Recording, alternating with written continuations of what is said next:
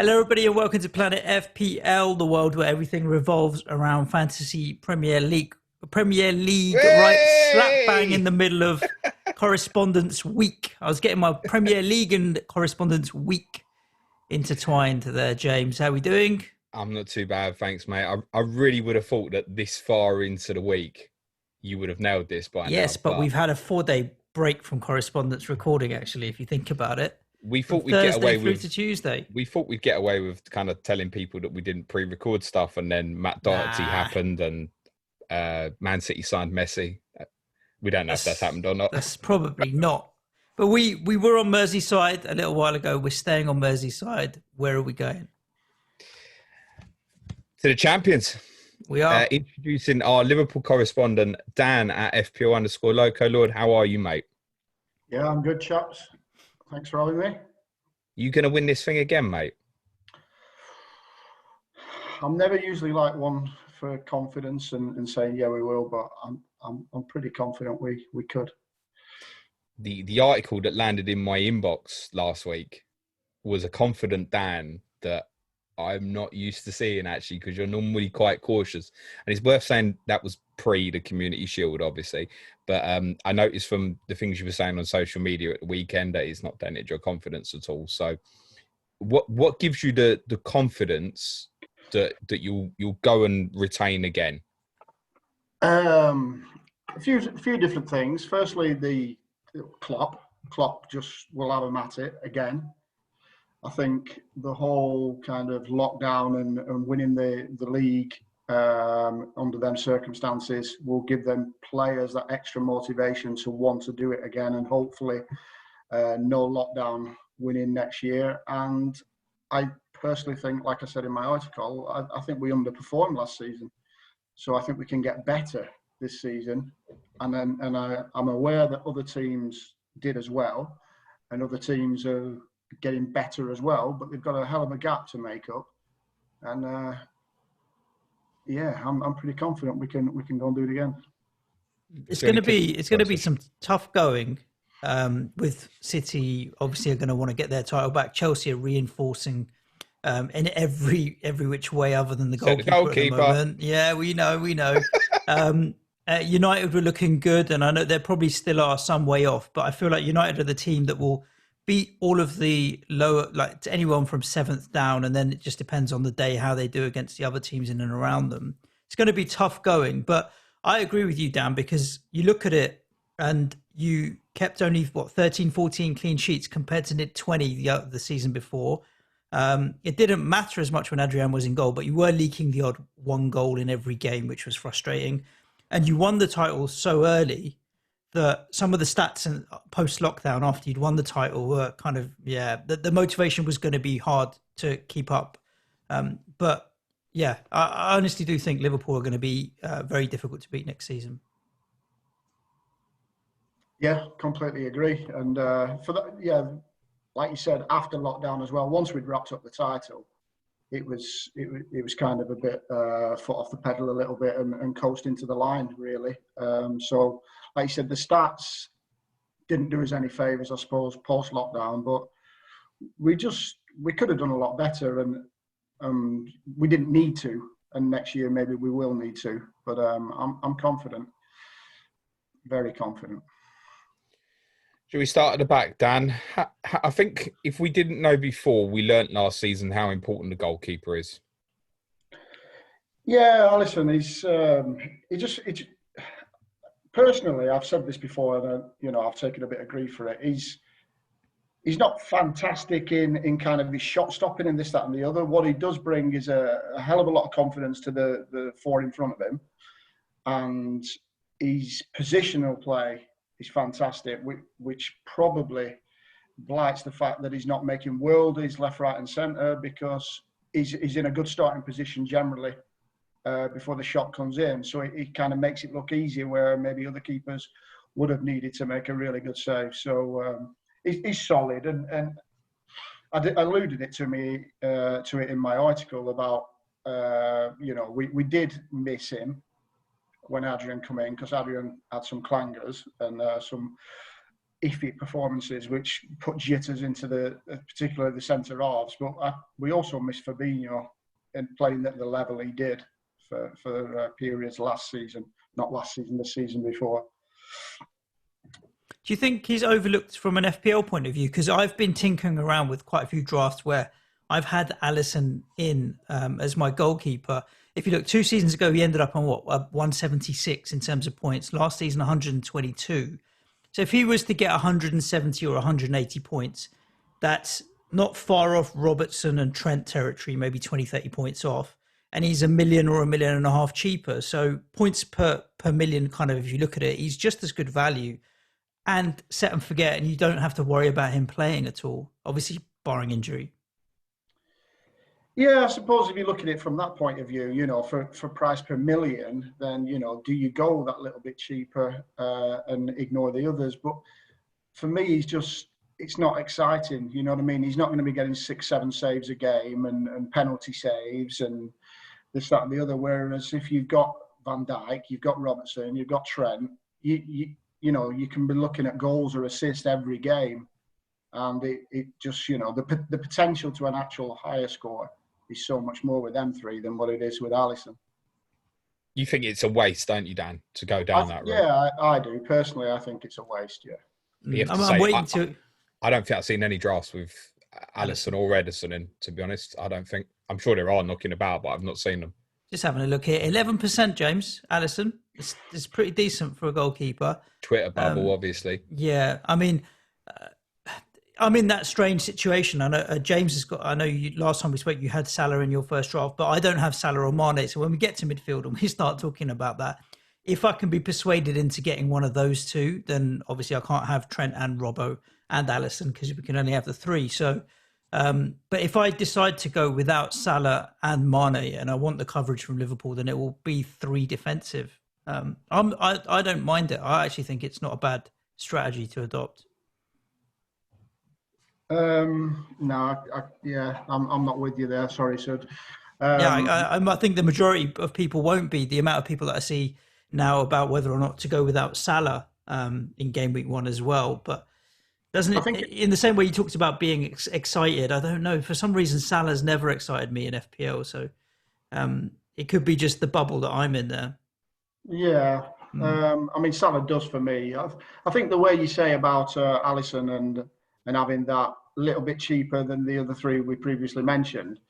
But then the way I see it, I'd rather have like a 4.5 keeper who won't be that far behind Alisson when it comes to the end of the season in points, because they'll be getting them save points and, they'll be peppered their goals. So there'll be, more chance of penalty save points and facing penalties. And I just think that's the better value there. And then if someone like Mane or someone like Salah or dare say Keita or Firmino, hit a purple patch, you've somewhere to go then. Whereas you're going to have to jump off Alisson if you've got 3 at the back there, and it makes it a bit more difficult to manoeuvre.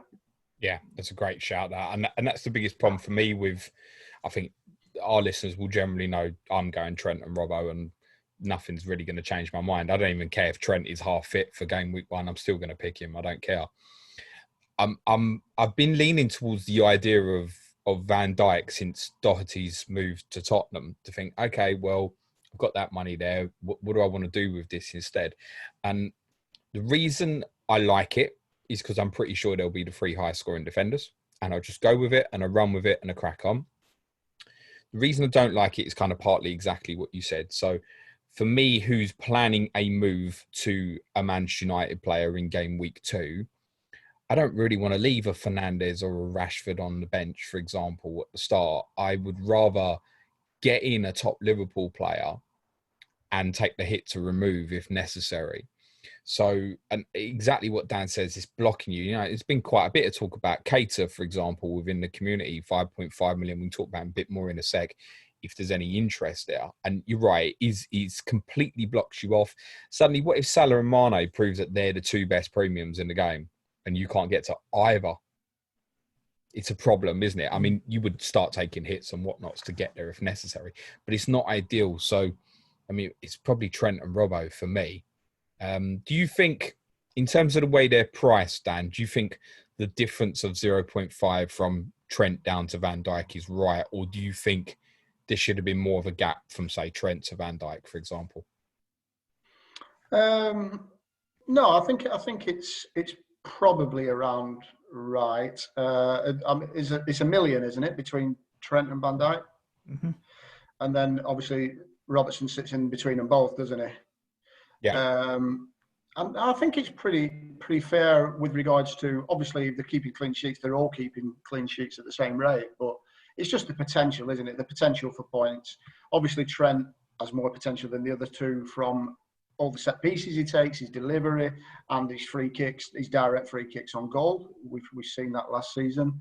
Robbo bombing forward like he always does. His delivery is getting better and better, and he's actually getting in better positions in goal scoring positions as well. And then Van Dijk, just with his aerial presence on free kicks and corners, he's always got potential to get on the end of things as well. So I think it's pretty good pricing, really. Well, obviously not good pricing, like you said. I think Trent from the off should have been a bit higher, and maybe them all being 0.5 higher. But you know, the actual difference between them all, I think it's pretty good. What's your plan, Dan, with them?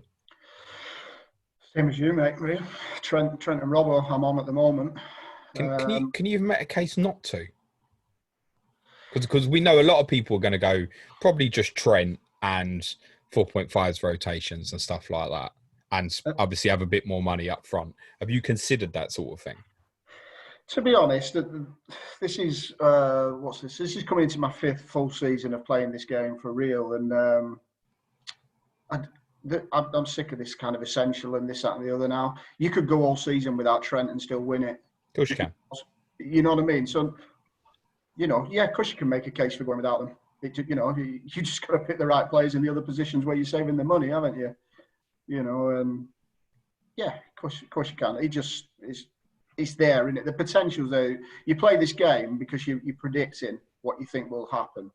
And, you know, on your predictions, the likelihood of Trent scoring is a hell of a lot more than the likelihood of Joe Gomex scoring or whoever it may be. And that's what you go on. You go on the potential of someone to hold. And that's what you're looking for. And where Sudge was alluding to Salah before, where he's never really excited. And that's what excites me most about Salah, is because he can give you 4 goals in a game, just like that. Or 4 or 5 attacking returns. And you can't say that about many players. No. We remember him getting it as well, because every single one of us captained him that day against Watford in game week 31 in 2018. I think it was. Let me rephrase the question a little bit then, Dan, because you're right. Listen, anybody who knows me knows I'm sick of that word as well. Have you considered yourself going without Robertson, for example? I haven't, but to be perfectly honest, I've not really tinkered. I've probably spent half an hour since the game opened. I auto-picked a team and then messed with it once for 10, 15 minutes and again for 10, 15 minutes. At the moment, them two have been in from the start. I think Trent will 100% stay there and Robertson probably 95% stay there. So I can't see me coming off them. No, it's same for myself. Matip and Gomez. Just remove the FPL thing for a moment, because I think I know where that's going to go from that perspective from yourself. Who do you favour to play in the position, and who do you think will play in it? I got this wrong last year, didn't I? I don't remember, but thanks for reminding me. So I was convinced. I was convinced that Matip would start the season because he ended it so well in the season before, and Gomez lined up against Van Dijk. Right. And I'll say the same as I did last season. I think they're both solid, but I think if you're along Van Dijk, you know, either or, I don't really mind. Matip's got that aerial presence a little bit more, but on the flip side of that, he's a little bit flat-footed sometimes. Gomez is a bit more quick on his feet, should I say? And Matip's no slouch. Then again, the flip side again is Matip's got that little bit more experience, international footballer and lots of caps, and played around in different countries. So I'm really not fussed. Personally, I like Gomez because he's got that youth and he can really grow into a fantastic centre half learning alongside Verge, but I don't mind. There's a theory that you tend to concede slightly less when Gomez does play as well. I don't know if it's coincidence or anything. I think it might be a little bit coincidence. I can't put my finger on it. If there is like a big trend as to why it is, I really don't know. I think didn't he go something like 3 goals conceded in 14 games or something last year, Gomez. We came back into the team, and obviously Alisson got fit at a similar sort of time. You went kind of through January, February, basically without conceding goals at all. And it coincided with him coming back in the team as well, which goes far less noticed. But I think a lot of people statistically have picked up on this idea that, yeah, clean sheet potential does seem to be a little bit higher if Joe Gomez plays. But a little bit like you, Dan, I'm not sure if it's just coincidence, actually. And I think if there is anything, they probably, the actual kind of line that the back four make, I think Gomez is kind of more in tune with Van Dijk in making that, virtually parallel that line and playing the offside just that little bit better than Matip does, because he's on the ball a little bit more and maybe just a little bit quicker to step up when he needs to. I want to give you some stats on Salah and Mane, if I can, Dan, from the restart. Yep. So this is obviously game weeks 30 to 38 we're including here. All the restart games are 9 games. So shots on target for Salah, 16. Mane, 7. Total shots, Salah 34, Mane 17. Shots in the box, Salah 29, Mane 13. Big chances, Salah 9, Mane 6. Goals scored, Salah 3, Mane 4. What's that all about? Less clinical, I suppose. Were their minutes similar, James? Sorry to... I don't know. I don't have that in front of me, but I think so. It was if we work similar. off the assumption that they had similar minutes. Salah did have more assists. I mean, just for clarity, I should add that. So I think Salah 3 assists and Mane... Sorry, Salah 4 assists, Mane 1. I think Mane missed a game as opposed to Salah playing in all of them. I think that's the difference, with the odd minutes here and there. I don't know. Again, I go back to what we said earlier, and I think, once the league was won, it was then just a case of who could score the most, and can we catch the top ones, and a little bit selfish, and which is totally unlike Salah. But Mane even got in that role a little bit as well. But yeah, it's not great reading, but they're still, strong players and potential to haul anytime. You look at them numbers, Serge, and you could not make a case for Mane, even though Mane scored 1 more goal in that period. Remember, Salah's got 3 more assists. You genuinely could not make a case for Mane looking at them numbers. I'm going to start the season with Mane. I was drawn to the stat from Sky Fantasy Football where Salah's picking up the shot tiers so much more. And that got me thinking that, Salah likes to shoot more. Salah's going to have more attempts. And if you look over the last 3 seasons, there's very little in it other than not the season just finished, but the season before. Mane only picked up 2 assists in the whole season, which made me think, hang on, that's selfish if nothing else. But Salah taking way more shots and having way more attempts on goal makes me favour Salah. You're right, but come the end of the season, I don't think there'll be more than 10 or 15 points between them. Do you have a plan with Mane? Is it a case of buy him and keep him? Yeah. No, my plan is to sell him in game week 2. It's basically holding the money for. It's probably going to be Fernandes, even more so now with this reported Rashford injury news. So really, for a 1 week punt, it's a flip of a coin. Both it is a flip of the coin, but from my perspective, I'm pretty sure I'm going to captain Aubameyang, and that's actually the number 1 reason why I'm going to go with Mane rather than Salah, because I know the majority of people are going to go with Salah. So if Salah returns, are going to be losing anyway. So I might as well just go for the complete differential. And in any given game, one will outscore the other, right? Any given game is capable. I agree with what Dan says is absolutely right. In terms of the ceiling in an individual game, you can't visualise Mane scoring 4 goals in a game. you can visualize that with Salah, and that I think that's the biggest draw of all, of knowing he could get that mental captain return. Plus, Mane fucking owes me for the double game week, right? So, you guys know I just don't enjoy owning Salah. I don't enjoy watching him when I own him. I don't think much of the new haircut. I'm going with Mane. But to be honest, I'm going with Mane purely on I need to be different, because otherwise I'm going to be losing anyway. So I'm either going to lose bigger or I'm going to win. And it's a 1 game week punt. And so that's the main reason why I'm going for Mane. I wouldn't actually advise anybody else to go Mane over Salah. When you look at them numbers over that 9 game period of what we've now become used to, Salah fucking outdoes him on every metric, right? Bar the anomaly there, Mane's got 1 more goal, but Salah's got more assists. You'd have to go Salah when you look at them numbers. Mine's just a personal circumstance. Dan, who's in your squad? At the moment, Salah. Okay. And I've always said that for the reasons we've just spoken about, I'd always go Salah over Mane, just because he's always the one getting the shots off, and and a lot of his assists actually come from rebounds off shots of keepers saving them and people getting the rebounds, and just little flicks like that. Like you say, you can't separate them. Mane is obviously the more clinical, apart from Saturday against Arsenal. He wasn't very clinical there, but it's Salah for me all the way, always. It's not just last season, them figures, it's the season before and the season before.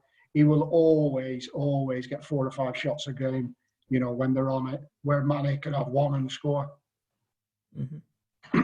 In Sky, for those who listen and play Sky, it's Salah all day long, every day. Yep. So it's a different debate because of the amount of shots, etc.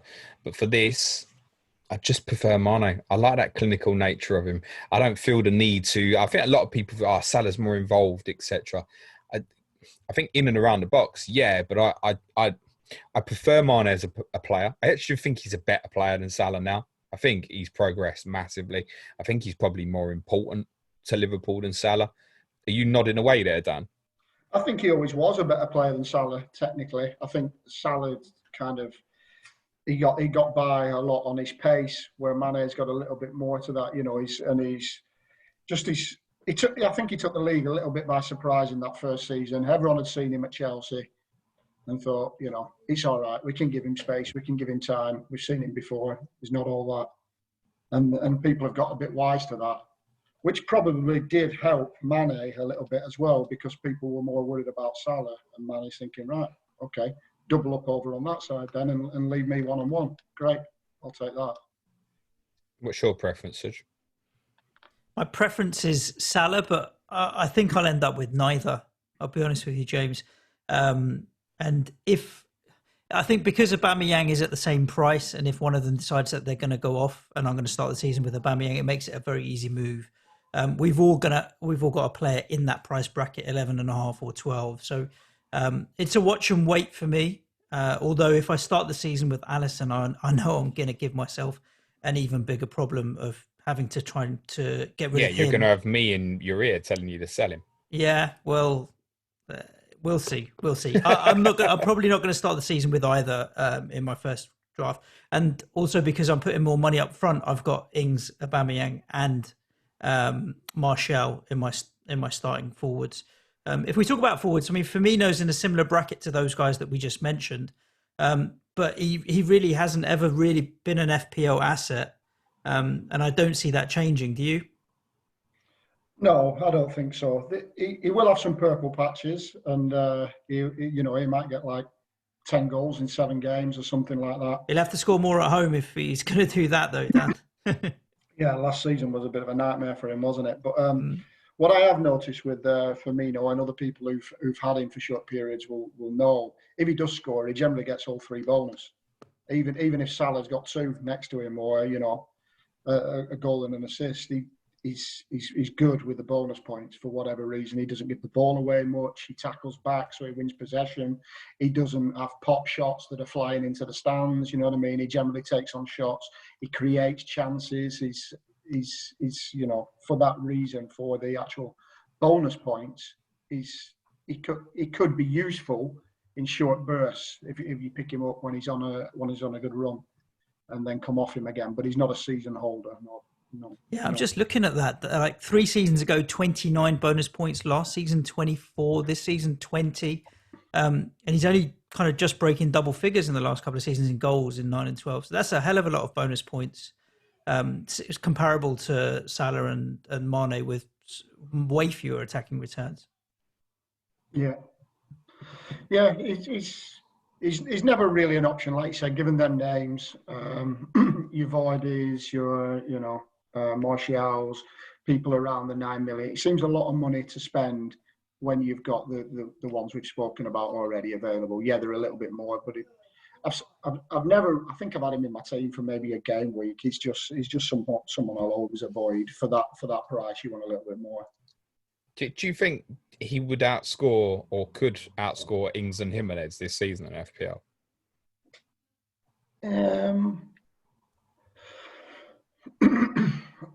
With regards to points, possibly. I don't think goals he will, but he could well rack up the assist and bonus points, which would take him over them. I don't think he'll score as many goals as either of them.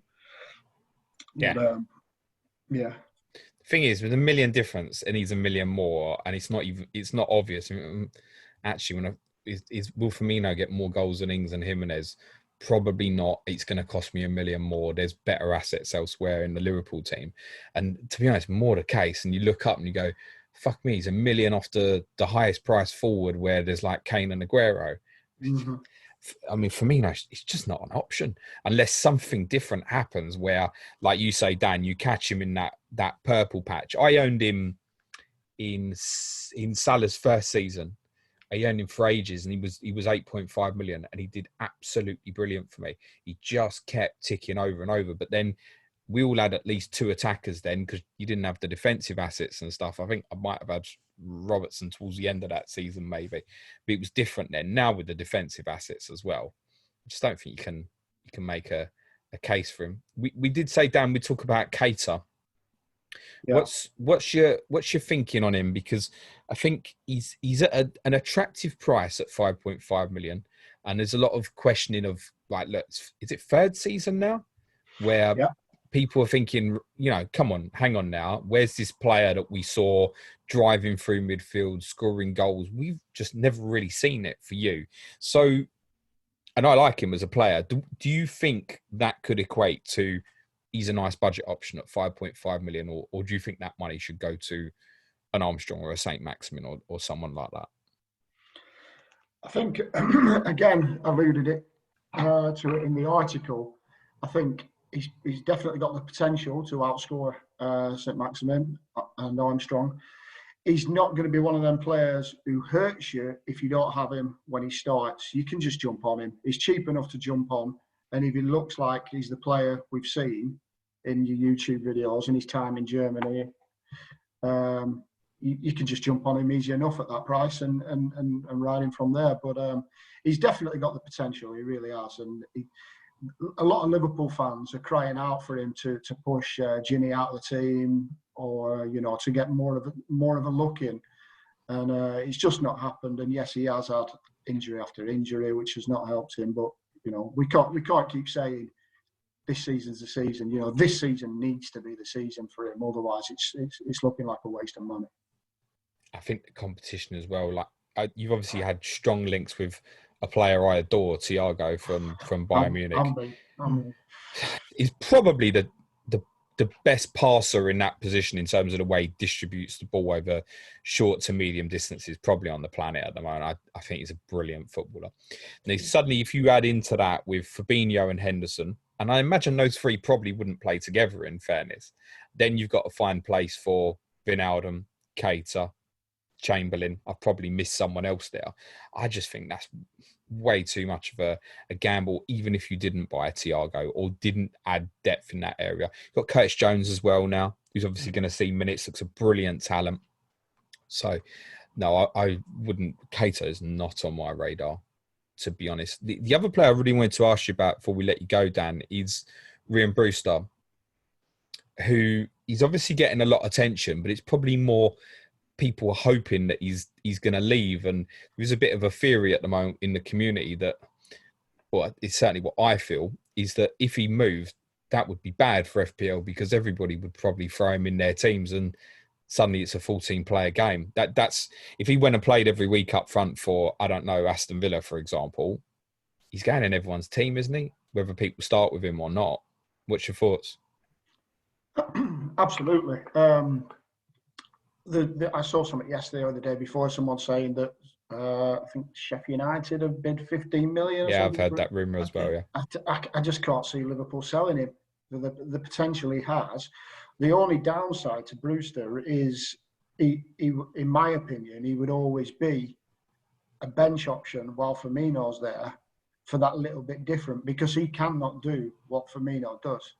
He's not that kind of player. He's a number 9, a proper number 9. And, you know, he's all about getting shots off and getting on the end of things. And, yeah, I'd want us to really loan him out. And if not, then use him a lot as a sub 70 minutes plus. But if he does go to another Premier League club, like you say, like a Newcastle or a Villa or a Sheffield United, he's definitely an option because this kid is good. I said it last season. And, you know, everyone's raving about Greenwood. It can be as good as Greenwood, this lad. Do you rate him ahead of Origi as a bench option? I mean, I know they're different players, but you'd like to see him pushed up the pecking order a bit? Straight for straight down the middle, I would. I think Origi's better kind of off the left. So, you know, he'd come in as a sub for Manny more often than not. There's a lot of talk about Origi moving on though, because he wants to see more minutes, and I think a lot will depend on his future. What happens with Brewster? I can't see Klopp letting them both go. So kind of watch that space. If Origi does get sold, I don't think Ryan's going anywhere. I can also see them both staying though, actually.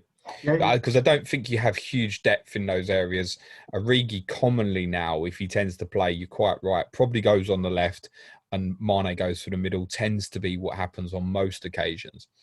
Whereas Brewster's a different one who probably, he's going to stretch defences, he wants to go in behind, he wants to get shots away, he's got a great, I mean, his goal scoring ability, you just go on YouTube and spend 5 minutes watching him scoring goals for kids' teams, and you'd be.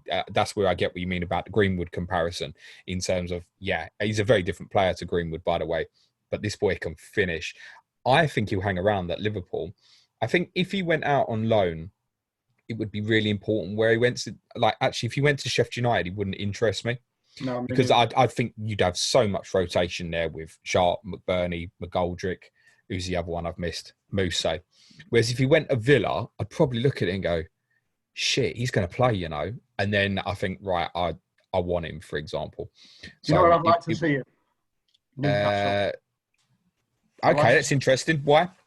I just think St. Maximin and Almiron can create some right chances for him. And they've no one other. They can't go with Joe Linton again or Andy Carroll. You know, they need someone, I think. The only thing with that is quite often, I think those two boys, if they're in support, it depends on the system they play.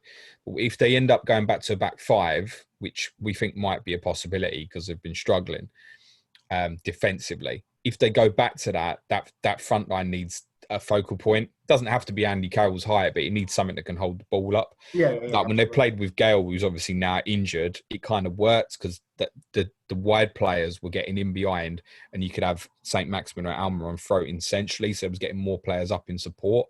So my only concern there with, like, if Brewster went into that sort of role and they start playing 5-4-1, that's no good for that kid. I don't think. No, I agree completely. Yeah. He's some talent though. I think he'll hang around. I think Origi will probably hang around as well, unless Liverpool buy it. And it's the same problem that I always get accused of with Kane and Spurs. How do you improve that front three, really? Who do you buy to? Oh, yeah, do you know what? We're going to get someone in. Firmino's going to become a rotation player. It just doesn't work, does it? So it constantly evolving the team is going to be a massive challenge over the next few years because they're all at a great age as well. We know that.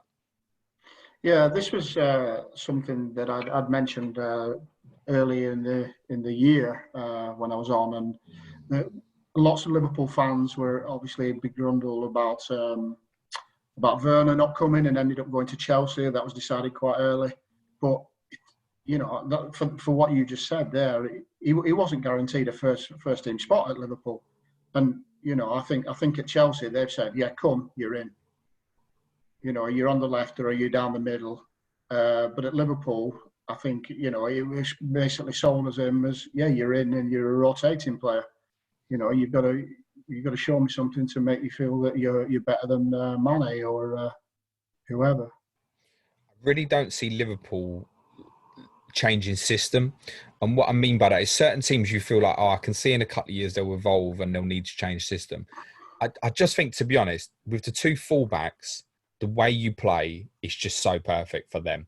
And they essentially have become the creative force offensively for you, whether that's going direct in behind, whether that's Robbo getting in behind and up to the byline, whether it's Trent from fucking anywhere. Trent will assist you from a goal kick, mate. Doesn't matter. So I can't see that. If you'd have added a Werner, it would have made me think, I wonder if he's thinking about going 4-2-3-1. Like, I know you have done that on rare occasions, particularly when Shaqiri has had a few minutes, actually. But otherwise, I don't really see it. So to work your way into that front three, that's why I think you're fine having Brewster and Origi hanging about. And to be fair, like Origi, Shaqiri, you think back to the Champions League semi-final and that. When these guys had to step up, they did, didn't they? Mm. And Brewster only adds to the squad. He's not weakening the squad. He's making the squad better. So I don't think you're adding that yet. To be honest, I think that's the biggest challenge, Dan. He's finding out, like, how does the squad continue to evolve? Because if I said to you now, right, the 11 you've got will still be your team in 2 years, exactly the same, I think you'd go, all right. I don't think you'd be that bothered. You'd go, that's okay. Probably, but teams do need to evolve and change. Yeah, and if you look at the youth system as well, you've got Curtis Jones and Elliott and Nico Williams and all these, Brewster we've talked about, that they won't want to be on the bench for another 2 years from now. They want to be knocking on. And I think Klopp, to his credit, has done well in blooding them this season and getting them involved and getting them more minutes in the cups and what have you.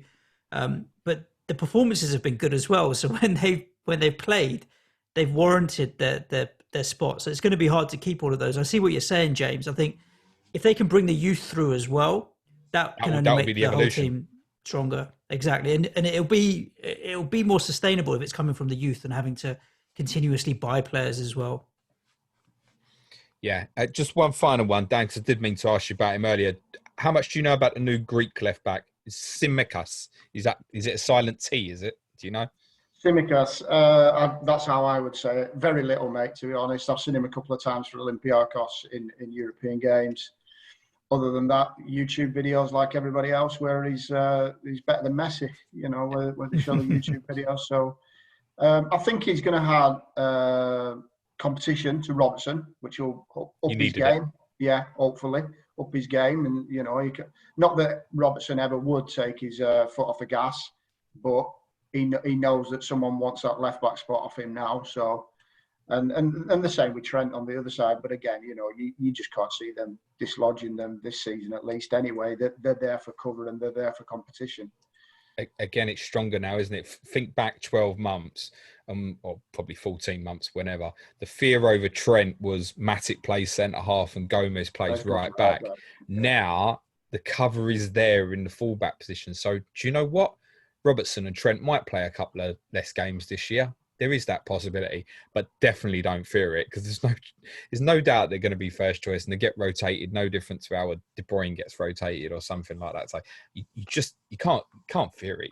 You just go with it. With the Greek fella, the only two things I can tell you is, one, I saw James Milner tell him to fuck off. That's another player you still got I've forgotten about.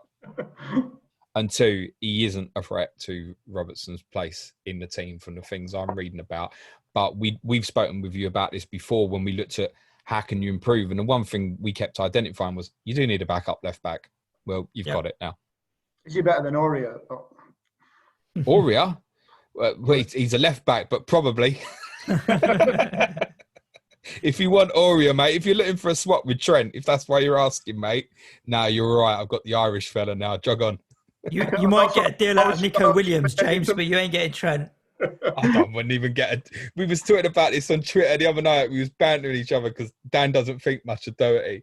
And I told him to fuck off. I was like, you're watching Trent every week. Don't worry about what mine's doing. So you've got the best. Don't worry about it. And then he started jipping some more. And I went, that's because you used to watching Nico Williams once a month. we was having a good banter about it, mate. But Dan, as ever, I wish you luck for the season. I know you said you think you'll win it. If you'd have said to me a couple of months ago, I had doubts actually, but I think my opinion for Liverpool retaining is strengthening the closer we get. Actually, I'm going to echo what James says. Other than a certain Argentinian popping up at Manchester City, if that happens, then I think all bets are off. But if that doesn't, then I think Liverpool are going to retain it this year as well. But unless a certain Brazilian rocks up at Anfield. Which one's that then? Oh, the person we both love. Oh, Thiago. The one who's got a clock in his head that goes 1-2, 1-2, and he never. He's Spanish. He is Spanish, yeah. Well, Brazilian Spanish, isn't he? Oh, yeah. But it's he's got that clock in his head. If you ever watch him, you'll notice he never keeps the ball for longer than 1-2, 1-2. To be honest, he just moves it and he would suit Liverpool so well. This is not the time and the place, but I found myself, even in the Champions League final, drifting away for a minute or two, just watching the way he was moving around the football pitch. He's such a good player. I think he can get absolutely done defensively, by the way, which is why he's probably not elite. But give him the football, he's a brilliant player, mate.